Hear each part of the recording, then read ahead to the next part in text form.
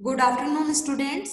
मैं नीता शर्मा आज आपको कक्षा 8वीं हिंदी प्रथम का पाठ 13 अनोखा अतिथि चैप्टर पढ़ाने जा रही हूँ।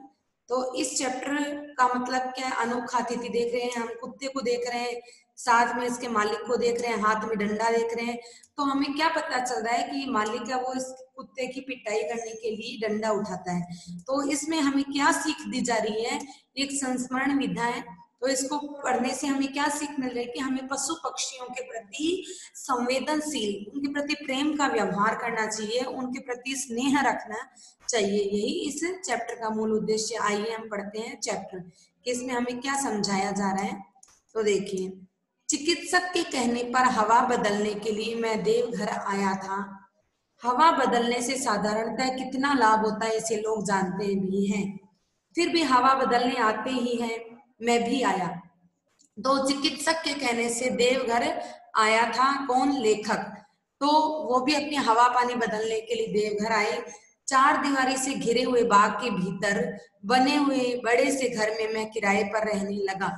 चार दीवारी से घिरा हुआ एक बाग था, उसके भीतर एक बड़ा सा घर बना हुआ था जिसमें कि लेखक किराए पे रहने लगे। मेरे साथ यहाँ एक नौजवान मित्र आया था, उसकी सेवा निस्वार्थ थी।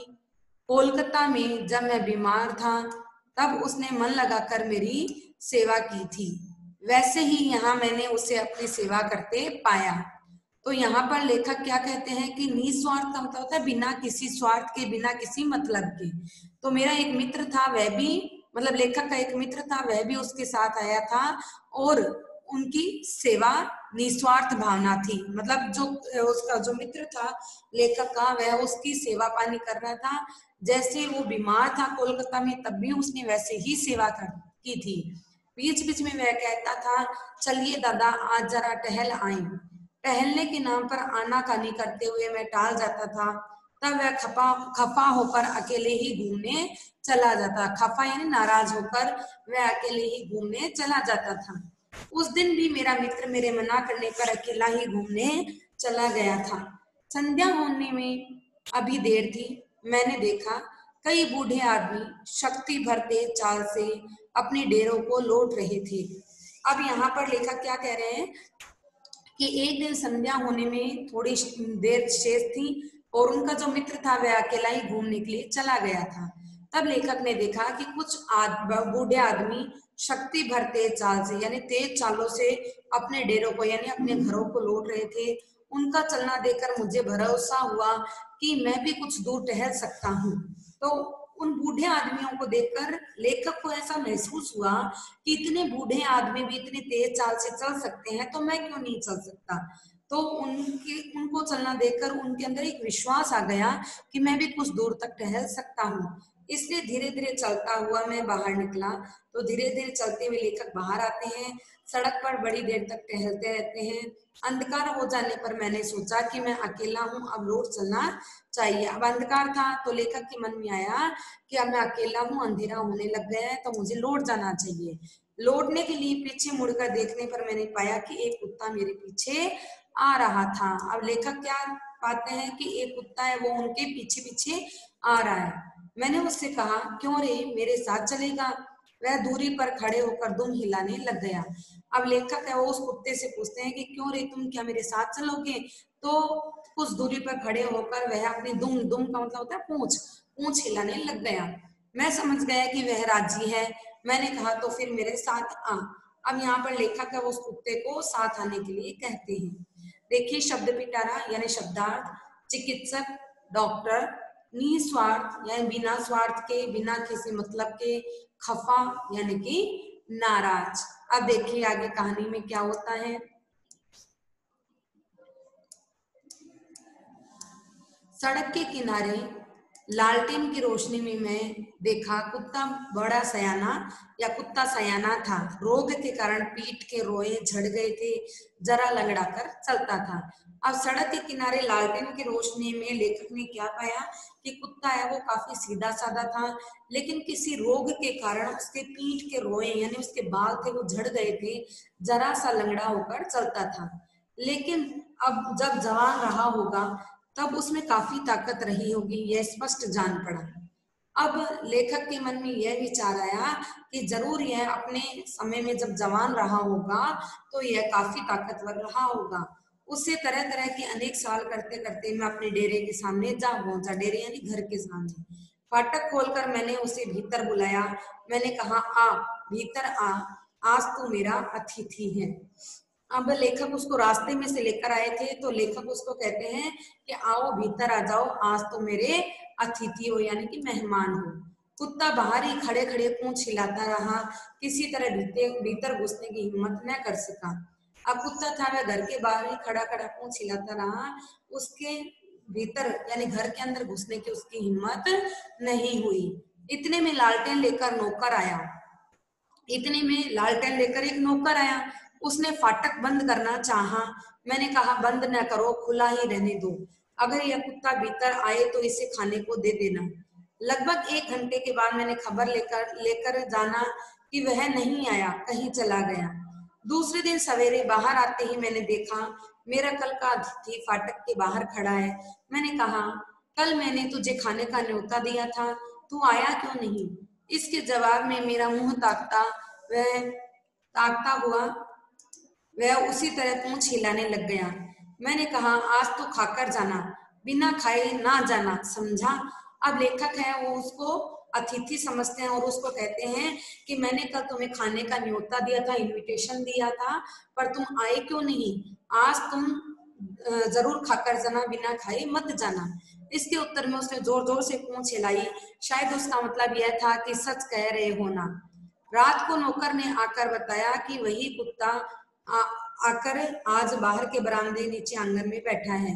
रसोइये को बुलाकर मैंने कहा कि वह कुत्ता मेरा अतिथि है, उसे पेट भर खाने को दो। दूसरे दिन खबर पाई कि मेरा अतिथि फिर नहीं गया। मेहमानदारी की मर्यादा के खिलाफ वह ईमानदार होकर निश्चिंत होकर डटा रहा। मैंने कहा, खैर होगा, तुम उसे खाने के लिए दे देना। मैं जानता था कि रोज बहुत से खाने की चीजें फेंक दी जाती हैं, इसलिए कुत्ते को खिलाने में किसी को आपत्ति न होगी। लेकिन आपत्ति थी और बहुत बड़ी आपत्ति थी। हमारी रसोई की बचत का अधिकतर हिस्सा इस बाग के मालिक की स्त्री के पेट में जाता था, परंतु मुझे यह मालूम न था। मालिन कम उम्र की थी, खाने में उसे छुआछूत का कोई विशेष विचार न था। नौकरों को उसी के साथ पूरी सहानुभूति थी, इसलिए मेरे अतिथि को प्रायः उपवास करना पड़ता था। अब यहाँ पर लेखक क्या बात बताते हैं कि ये जो कुत्ता था जिसको उसने अपना मेहमान समझा हुआ था, यह वहीं पर रहने लग गया। तब लेखक ने सोचा कि सभी के रसोई में खाने का कुछ ना कुछ सामान बचता ही है, अतः किसी को भी यहाँ इसको रखने में कोई भी तरीके का कष्ट नहीं होगा। लेकिन लेखक यह नहीं जानते थे कि उनके रसोई घर में जो बचा हुआ खाने का सामान था वह तो इस बाग के मालिक की जो पत्नी थी उसके पेट में जाता था। मालिन की वह बहुत ही कम उम्र की थी, लेकिन उसे खाने पीने का बहुत ही ज्यादा शौक था।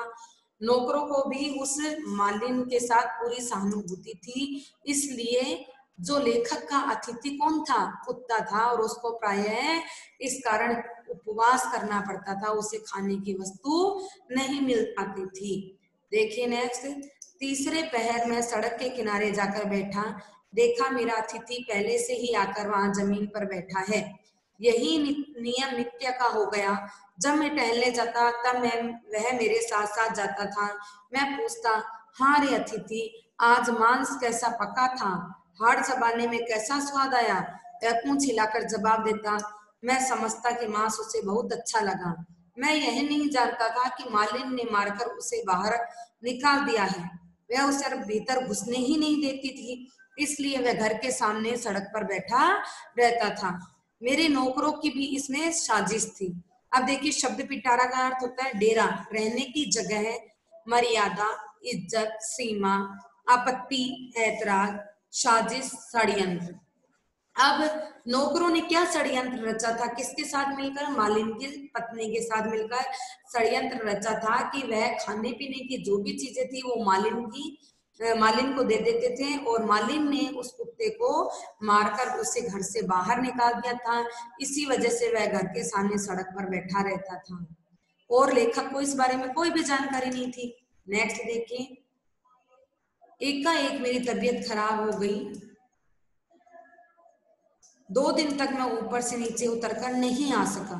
दोपहर के समय ऊपर के कमरे में बिछौने पर पड़े पड़े अखबार पढ़कर समाप्त किया था और खुली हुई खिड़की से बाहर की धूप से तपे हुए नीले आकाश की ओर अनमनी दृष्टि से देखते हुए मन में कुछ सोच ही रहा था कि सहसा खुले हुए दरवाजे से कमरे के फर्श पर कुत्ते की परछाई दिख पड़ी। मुंह बढ़ाकर देखा, अतिथि सामने खड़ा पूंछ हिला रहा है। दोपहर के समय सब नौकर सो रहे हैं, उनकी कोठरियां बंद हैं। इसी सुयोग में छिपकर वह एकदम मेरे कमरे के सामने आकर हाजिर हुआ। मैंने पूछा, 2 दिन से मुझे नहीं देखा, इसी से शायद मुझे देखने के लिए आया है। अब यहाँ पर क्या होता है कि जो कुत्ता है वह किससे मिलने आ जाता है, लेखक से मिलने, क्योंकि लेखक है वो नीचे नहीं जाता, तो कुत्ता है वह ऊपर आ जाता है। लेखक की तबीयत थोड़ी खराब रहती है, तो लेखक अखबार पढ़कर उसको रख देते हैं, फिर उनका मन नहीं लगता तो वह इधर उधर देखकर अपना मन बहलाते हैं, तभी उन्हें कुत्ते की परछाई दिखाई देती है और वह उस कुत्ते से पूछते हैं कि तुमने 2 दिन से मुझे देखा नहीं, इसलिए तुम मुझे देखने के लिए आए हो। मैंने पुकारा, आओ अतिथि भीतर आओ। वह नहीं आया, वह खड़ा खड़ा पूंछ हिलाने लगा। मैंने पूछा, खा चुके? आज क्या खाया? एक का एक जान पड़ा कि उसकी दोनों आंखें जैसे गीली हो रही है। वह जैसे एकांत में मेरे आगे कुछ नालिश करना चाहता है। नालिश यानी मुकदमा करना, किसी बात को प्रकट करना। नौकरों को मैंने पूछा, उनके दरवाजे खोलने का शब्द होते ही अतिथि वहां से भाग खड़ा हुआ। मैंने नौकर से पूछा, आज कुत्ते को खाने के लिए कुछ दिया है? उसने कहा, जी नहीं, मालिक ने उसे मारकर भगा दिया था। देखिए शब्द पिटारा, अनमनी यानी बिना मन से या उदासी के, नालिश का अर्थ होता है मुकदमा। अब देखिए,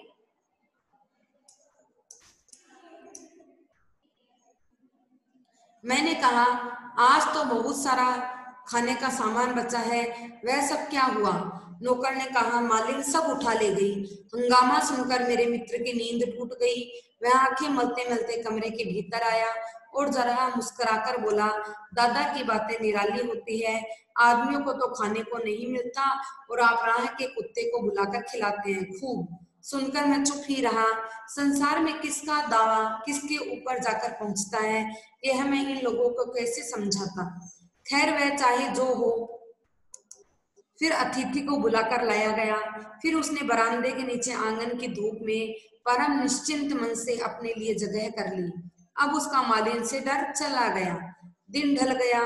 तीसरे पहर मैंने ऊपर के बरामदे से देखा, अतिथि इसी तरफ देखता हुआ चलने के लिए तैयार खड़ा है। मेरे टहलने जाने का समय हो गया था। मेरा शरीर सबल नहीं हुआ। आरोग्य न होने पर भी देवघर से विदा होने का दिन आ गया। यानी आरोग्य न होने यानी बिना किसी रोग के, यानी अभी तक वो स्वस्थ नहीं हुआ था तो भी देवघर से विदा लेने का उसका समय आ गया। तो भी तरह तरह के बहाने करके 2 दिन और रुका रहा। आज सवेरे से सामान बांधना शुरू हो गया। दोपहर की ट्रेन से जाना है।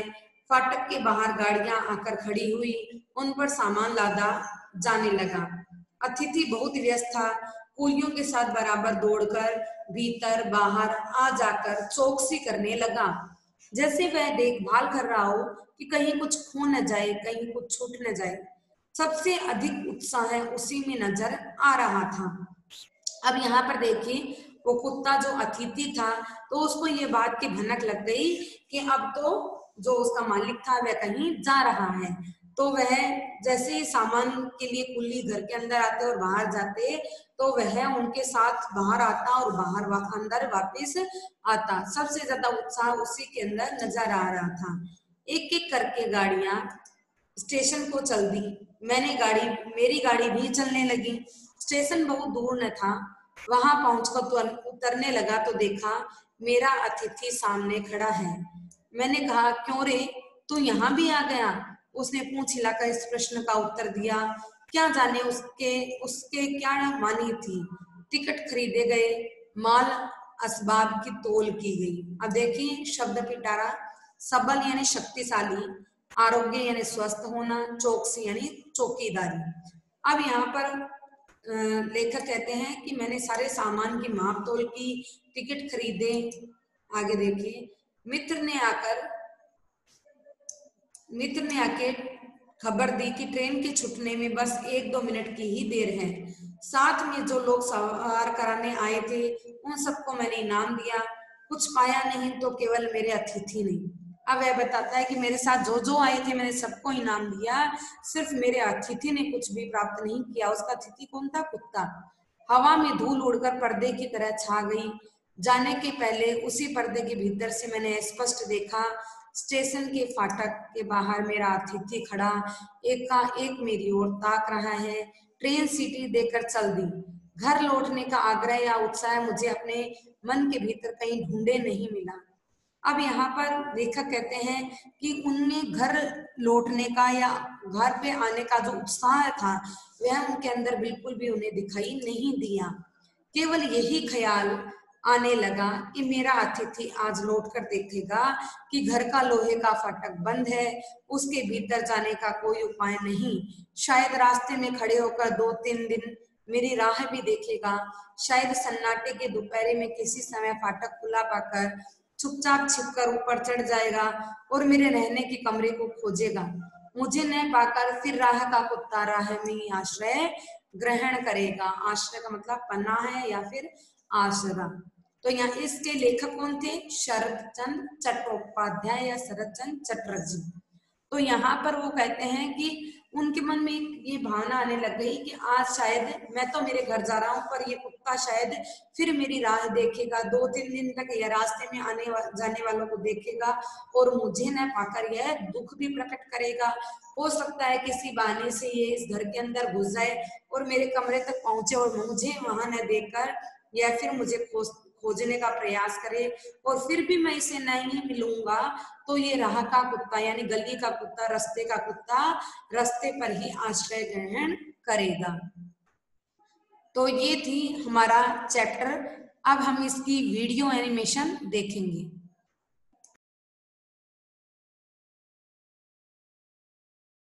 बंगला भाषा के सुप्रसिद्ध लेखक शरद चंद्र चट्टोपाध्याय जी द्वारा रचित इस कहानी में गली के सामान्य से कुत्ते व लेखक के बीच के अपनेपन को उजागर किया गया है। लेखक चिकित्सकीय सलाह पर देवघर आए थे। वे वहाँ 4 दीवारी से घिरे बड़े से घर में किराए पर रहने लगे थे। सेवा शुश्रूषा के लिए एक नौजवान मित्र भी उनके साथ था। उसकी टहलने की सलाह को प्रायः लेखक मना कर देते थे। एक दिन टहलने के लिए मना करने पर वह नौजवान मित्र अकेला घूमने चला गया। उसके बाद लेखक ने बाहर जब कुछ बूढ़े आदमियों को अपने घरों की ओर लौटते देखा तो वे भी सड़क पर बड़ी देर तक टहलते रहे। लौटते समय उन्होंने देखा कि उनके साथ एक कुत्ता भी आ रहा है। लेखक ने उससे कहा, क्यों रे, मेरे साथ चलेगा?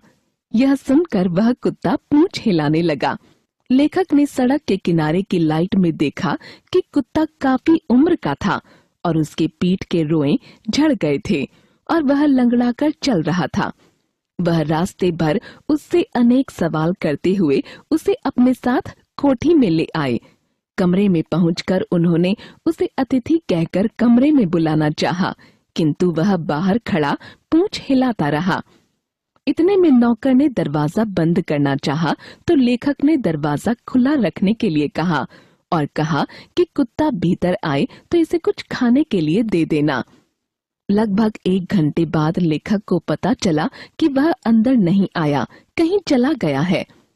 अगले दिन सुबह को लेखक ने देखा कि उनका कल का अतिथि बाहर खड़ा है। उन्होंने उससे कल रात खाने के न्योते को ठुकराने के बारे में सवाल किया। सवाल सुनकर वह मुंह ताककर पूंछ हिलाने लगा। जब उससे लेखक ने कहा कि आज वह खाना खाकर ही जाए तो वह जोर जोर से पूंछ हिलाने लगा। लेखक उस कुत्ते को खाना खिलाना चाहते थे, किंतु बचा हुआ सारा खाना नौकरों की मिली भगत से बाग की मालिन के पास चला जाता था और कुत्ते को कुछ नहीं मिलता था और उसे मालिन ही भगा देती थी। इधर रोजाना कुत्ते के साथ घूमते हुए लेखक उससे पिछले दिन के खाने के बारे में प्रश्न करते तो वह बेचारा बेजुबान बस पूंछ हिला देता था और उसके साथ जो नौकर व मालिन करते थे वह नहीं बता पाता था। एक दिन सुबह को तबीयत खराब होने के कारण जब भी सुबह बाहर नहीं जा सके तो दोपहर में नौकरों के आराम करने के कारण छुपते छुपाते वह कुत्ता लेखक के कमरे के दरवाजे पर आ गया। जब लेखक ने उससे खाने की बात की तो लेखक को लगा कि जैसे उसकी आंखें गीली हो रही हैं। वह कुत्ता एकांत में अपने मन की बहुत सी बातें आंखों से कह देना चाहता था, किंतु तभी लेखक ने नौकरों को पुकारा, जिसे सुनकर कुत्ता वहां से भाग खड़ा हो गया। जब उन्होंने नौकरों से उस कुत्ते को खाना देने के बारे में पूछा तब उन्होंने कहा कि मालिन ने उसे मारकर भगा दिया था। हंगामा सुनकर उनके नौजवान मित्र ने भी कुत्ते के खाने की बात पर लेखक पर ही व्यंग्य किया कि यहाँ आदमियों को खाना नसीब नहीं होता और दादा कुत्ते को बुलाकर खाना खिलाते हैं। खैर, लेखक की इच्छा पर कुत्ते को फिर बुलाया गया और इस बार उसे मालिन का डर नहीं रहा। वह आराम से वहीं बैठने लगा। अवधि पूर्ण होने पर लेखक के शहर से अपने घर जाते हुए जब सामान गाड़ियों में चढ़वाया जा रहा था तब उस समय वह इधर उधर भागकर सामान की चौकसी करता रहा। स्टेशन कोठी से बहुत अधिक दूर नहीं था। जब गाड़ियां स्टेशन पहुंची और लेखक स्टेशन पर उतरे तो उन्हें वहां अपना वह अतिथि खड़ा दिखाई दिया। उनके सवाल, क्यों रे तू यहाँ भी पहुंच गया? पर वह पहले के समान पूंछ हिलाता रहा। वह लेखक को ट्रेन पर सवार होकर जाते देखता रहा। अपने उस निश्चल निरीह अतिथि को याद कर लेखक के मन में घर जाने का बहुत अधिक उत्साह नहीं था। वे सोच रहे थे कि आज उनका वह अतिथि फिर घर लौटेगा, उसे फाटक बंद मिलेगा, वह उन्हें खोजेगा और उन्हें न पाकर राह का कुत्ता फिर राह में आश्रय लेगा।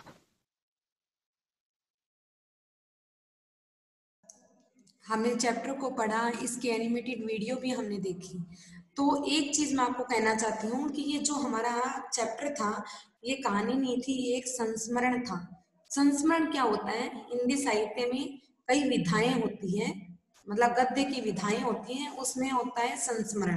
तो संस्मरण का मतलब होता है कि ऐसा, मतलब ऐसी विधा जिसमें हमारा स्मरण रखने योग्य है, याद रखने योग्य है, एक ऐसा वाक्य, एक ऐसी घटना जिसको कि हम अपने याद रखना चाहते हैं, उसको बोलते हैं संस्मरण विधा। यानी ऐसी चीज जो घटित हुई है हमारे साथ, जो एक्चुअल में घटित हुई है, उसको हमने कल्पना का रूप नहीं दिया है, जो एक्चुअल में घटित हुई है और उसको हमने याद रखते हुए उस पर जिस गद्य विधा का निर्माण किया है उसको हम बोलते हैं संस्मरण विधा। तो ये जो शरद चंद्र जी की संस्मरण विधा थी, जिसमें शरद चंद्र जी लेखक हैं, वो स्वयं घूमने जाते हैं और वहां का एक छोटा सा वृत्तांत है वो अपनी इस रचना में प्रकट करते हैं। तो इस प्रकार चैप्टर आपको अच्छे से समझ में आया होगा। इसकी पीडीएफ हम अपने नेक्स्ट वीडियो में पढ़ेंगे। तब तक के लिए धन्यवाद।